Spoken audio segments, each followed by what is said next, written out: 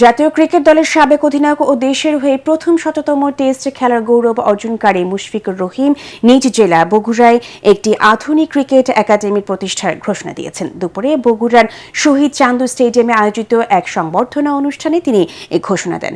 শততম টেস্ট খেলায় ঐতিহাসিক অর্জন উপলক্ষে বগুড়া থেকে জাতীয় ও স্থানীয় পর্যায়ে প্রতিনিধিত্ব করা ক্রিকেটারদের উদ্যোগে এই সংবর্ধনার আয়োজন করা হয়।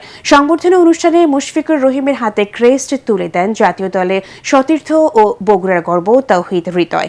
বাংলাদেশ অনূর্ধ্ব 15 দলের অধিনায়ক বায়েজিদ বোস্তামি সহ অন্যান্যরা এই সময় উপস্থিত ছিলেন।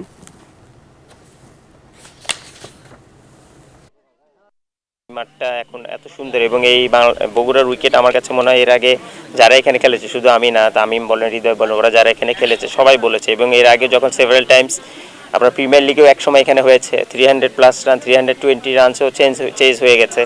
তো আমার মনে হয় যে one of the best wicket বাংলাদেশের মধ্যে। তো আমার মনে হয় যে এটা খেলে যদি ইন্টারন্যাশনাল ক্রিকেট আসে, ডেফিনেটলি বাংলাদেশের জন্য অনেক বড় একটা পাওয়া হবে।